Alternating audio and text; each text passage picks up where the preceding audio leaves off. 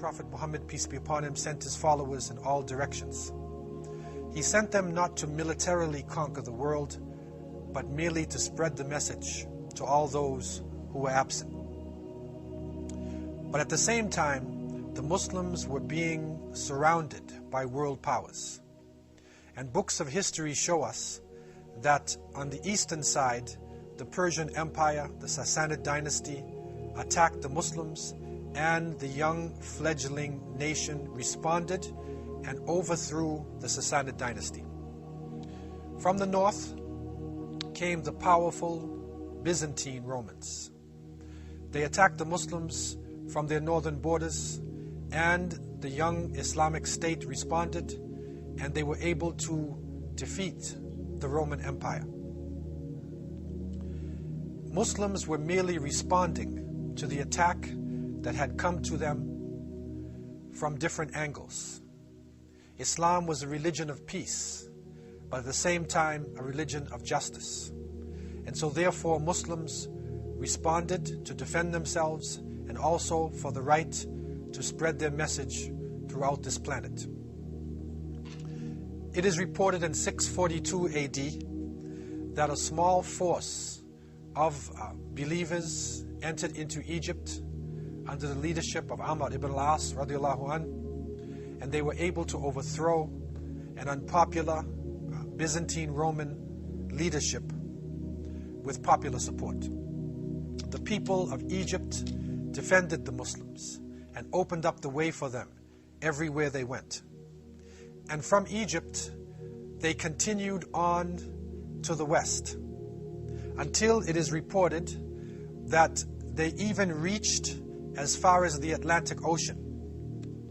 And one of the famous Sahaba named Uqba ibn Nafi' radiallahu an is reported to have reached the Atlantic and to say that if I knew there was land across you, I would take this message for Allah subhanahu wa ta'ala.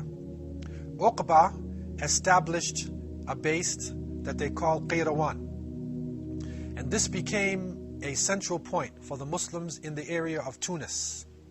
It was a place where they were able to take in traffic coming from the east, to deal with the people of the west, to set up a port for the Mediterranean Sea, and also to get a view and an opening to the Sea of Sand to the south. By the year 705, Islam was spreading across this region, not based upon these military confrontations. What was happening was a natural relationship where, as a result of migration, people migrating after the conquests, also trade, and the wandering of scholars and mystics. Because of this, Islam was able to naturally spread, and people who were not Muslims were able to come in contact with the Arabic language and with the teachings of the Creator of the heavens and the earth. And so Arabic, in a sense, became a lingua franca. It became a common language spoken by non-Arabic speaking people and used as a language for commerce, for science, and for communications. In 711, it is reported that the leader of the Muslims in North Africa, Musa bin Nusayr radiallahu an, responded to a call that came from believers in one God, from Unitarian Christians who were living across the straits of the Mediterranean. They were living in what was known as the Iberian Peninsula.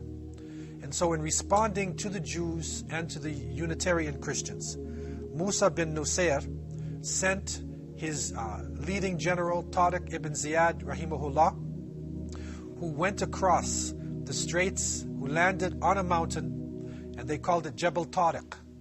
And so Jebel Tariq is now today Gibraltar.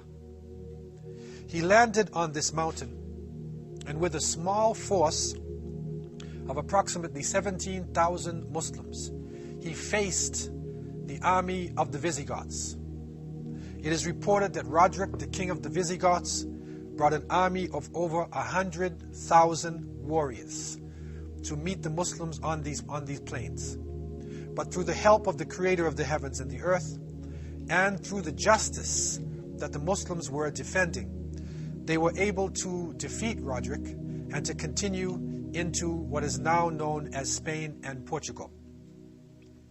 By the year 755, this area that became known as Andalus was visited by Abdurrahman al-Saqr, who was one of the leaders of the Umayyad dynasty, who had escaped the major confrontations of the East. He landed in Al-Andalus and he was chosen by the people to be Amir al-Mu'mineen. He established a city called Qurtaba, and it was in this city that he established the capital of the State of Islam in Spain, Portugal, and all of that region. This area was known as a center point religiously and in terms of civilization. Qurtaba had been a major base for the belief in Christianity. And it is reported that the Muslims purchased the land of the cathedral and they built a very beautiful masjid. That house of worship was considered to be the largest mosque or the largest house of worship in the whole of Europe at the time. Aqueducts were built in order to bring in water. And the city developed significantly till the point where by the year 1000, Cordoba or Cordoba was the largest city on earth. The water was flowing in the streets. The city became known for its fame and for its importance. Historians tell us that at its height, Cordoba had approximately 200,000 houses, 600 mosques, 900 public baths, 50 hospitals, and we find huge markets, and we find in some of the trade unions, for instance, with the weavers who were weaving cloth alone, there were over 15,000 weavers in Cordoba at that time alone. It also became known for its beautiful Jamiat Mosque, whose architecture is still copied today in many of the mosques and centers throughout the planet. What was interesting about this city is that as Europe and many parts of the world lay in darkness, Cordoba was a lighted city. For 10 miles you could walk in any direction in lighted streets. Running water was moving throughout the city. And knowledge was so important that the Khalifa, the Caliph Hakam II, who ruled from 961 to 976, had a private library of over 400,000 books. The following is a letter from King George II of England to Hisham III, who ruled from 1027 to 1031. He was seeking permission for an English princess to study in Cordoba. The letter goes as follows. From George II, King of England, Gaul, Sweden, and Norway, to the Caliph of the Muslims of the Kingdom of Spain, His Majesty Hisham III. We have been advised that science, knowledge, technology, and industry are far advanced in your country. Therefore, we wish to take the opportunity for our youth to benefit from your achievements, as our country lacks in these facilities and is in total darkness. We hope this opportunity will give us the chance to follow in your footsteps to illuminate our people with knowledge. My niece, Princess Dobant, and a group of noble English girls seek the favor of your academic staff, with the honor of your favor to bestow upon us the opportunity to achieve our goal. The young princess is carrying a gift to your majesty. Your acceptance will honor us. Your obedient servant, George II. This is an example of the level and the heights that Muslims had reached in this part of the world. A recent study was done in the year 2000 on the occasion of the millennium, and it looked at the world in the year 1000 AD. It was interesting to note that there were only 280 million people on earth at that time. But what is astonishing about this period, from this study done by a leading magazine in the world, it showed the top 10 cities in the world. 1, Cordoba, the largest city on earth in the year 1000. 2, Kaifeng, in part of Sung, China.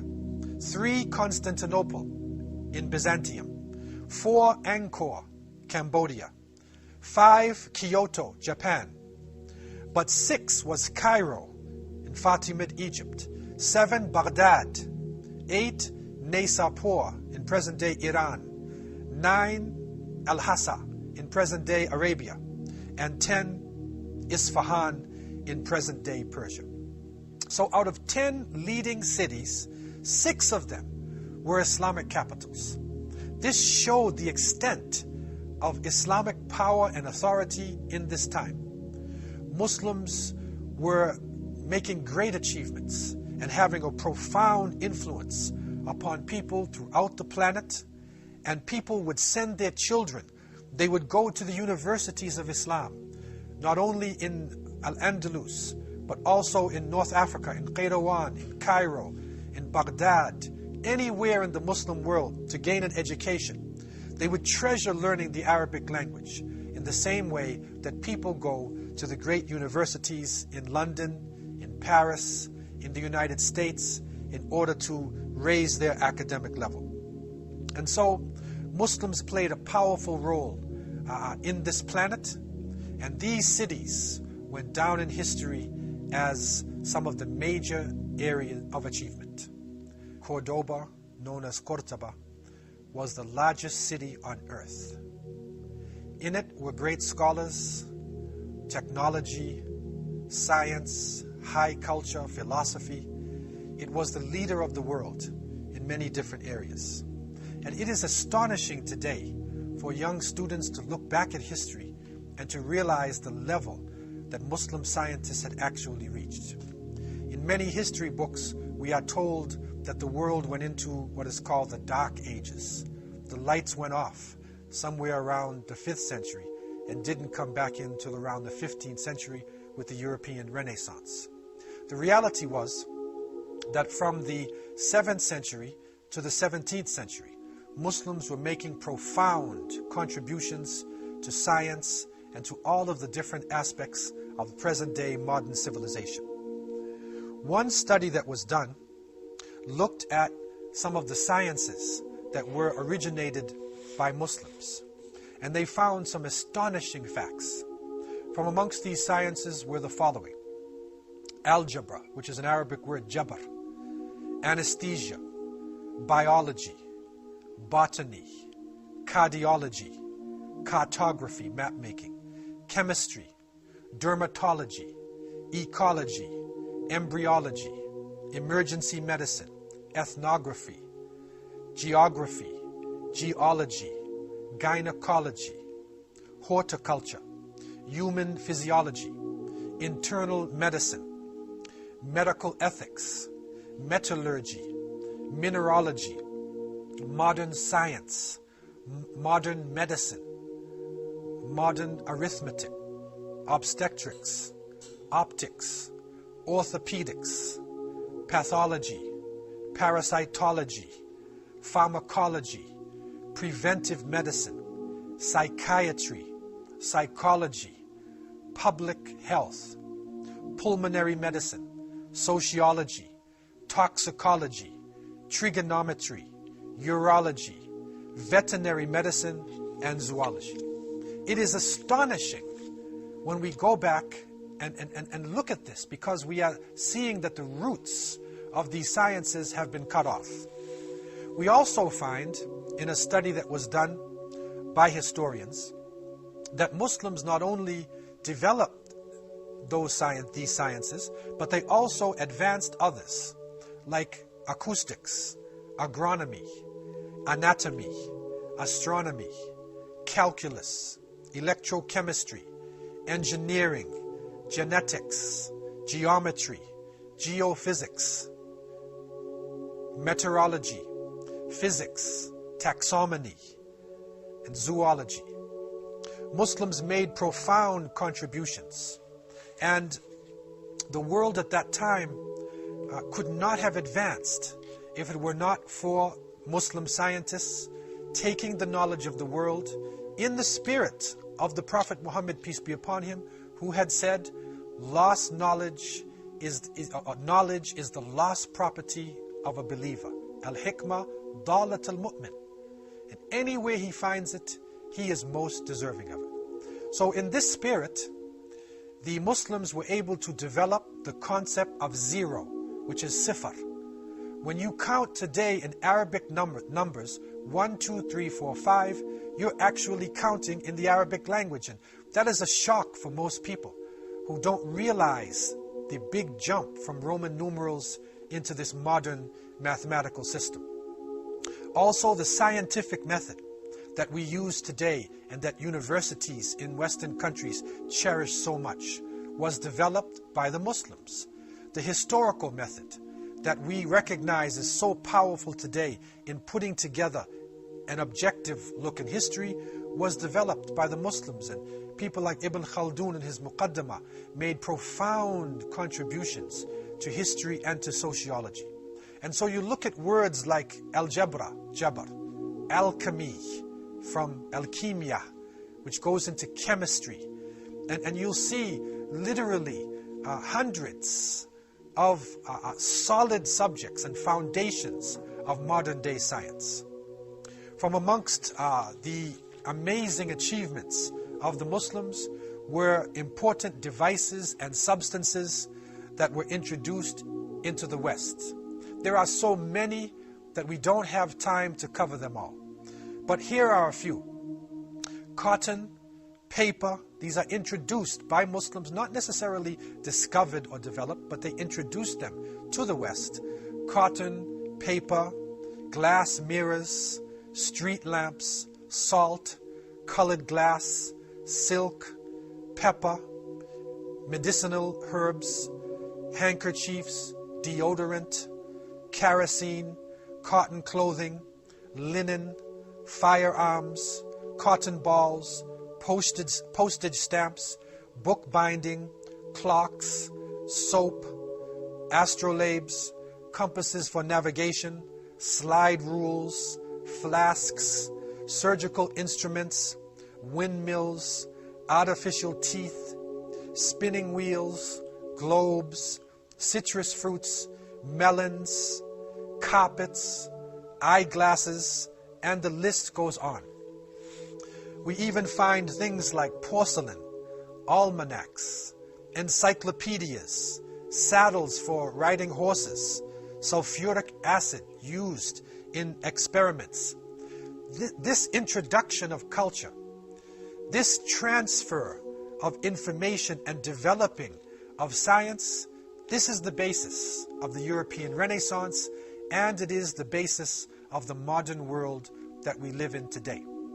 If we look at history in an objective way, then we see that the torch of civilization did not start in one particular part of the world, but it was shared by people all throughout the planet.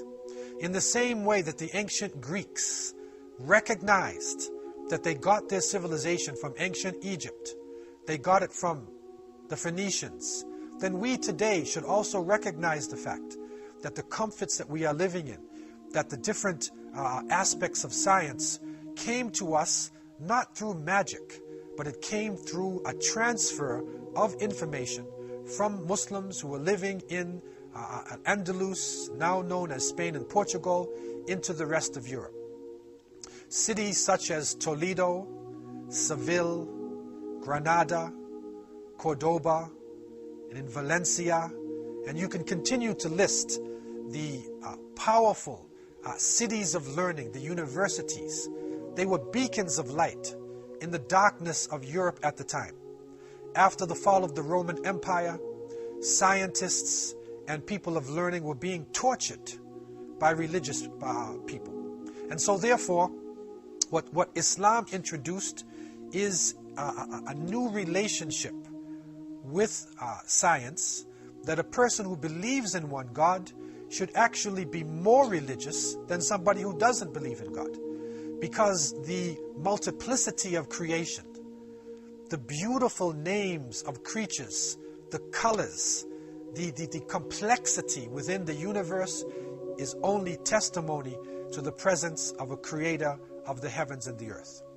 And so the Muslims, with this Tawheedic understanding, this unity, bringing together the belief in one God, bringing together the understanding that human beings are all part of one family, with respect for knowledge, whether it came from the Arab world or whether it came from Africa, Asia, Europe, they were able to come together and to give Europe and the rest of the world the boost that it needed to come out of the dark ages, to come out of their problems and into the modern world. And so, with this thought, we need to review our understanding of science. We need to appreciate that the Arabic language and Muslims living in Spain and Portugal, known as Andalus, Muslims living in Baghdad in Iraq, living in Cairo in Egypt, living in India, living in Africa, living all over the Muslim world, were literally the torch bearers of civilization. They were the ones who even preserved the philosophies of Aristotle and Socrates. They were the ones who were able to preserve the knowledge of the past and put it in such a form that people could use it in the modern world. It is said that Al-Kashani had a computer in the 15th century.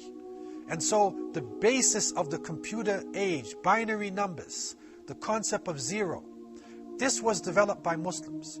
And the contributions of Muslims to technology has not ended with the 17th century. Up until today, Muslims are making profound contributions to computer technology, to engineering, to science, and to all aspects of learning. We in the world today need to keep this in our minds. We need to be able to unravel history, to go into those areas called dark areas and pull out the light.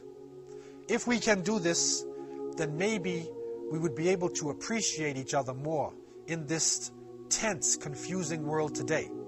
We would be able to understand that nothing came about without a relationship with that which came before it, and that everything comes from Allah subhanahu wa ta'ala, the creator of the heavens and the earth. Such was the story of Islam crossing over North Africa and into the straits. Jebel Tariq becomes Gibraltar, the land fair seeming for the planting of citrus fruits. And some people of language even look to the word Burtaqal. They look to this land of oranges, because oranges and citrus fruits introduced into that part of the world were introduced by Muslims. And the citrus fruits were flourishing better than any other crop that they had. So it became a type of Ardul Burtaqal. And so Burtaqal, according to some linguists, becomes Portugal. It is amazing when we go into the roots of terminologies, when we are objective with our history, and when we look at people throughout this planet as part of the same family. These are part of the untold stories of history. This is part of the legacy that came from the Prophet Muhammad, peace and blessings be upon him. We hope to look at the relationship of Cordoba and the achievements made by Muslims to the rest of the world. What happened to Spain? What happened to these great heights? Where did the people go from Andalusia? What happened to the Muslims who had reached such a high level of technology? We hope to be able to unlock other treasure chests and to bring out gems of wisdom that can benefit the younger generation, that can benefit historians and hopefully can benefit even the people who are ruling this planet. The Prophet Muhammad, peace be upon him, was the last of prophets and messengers, and he came to unite humanity and as a mercy to all mankind. I leave you with these thoughts in peace. Assalamu alaikum wa rahmatullahi wa barakatuh.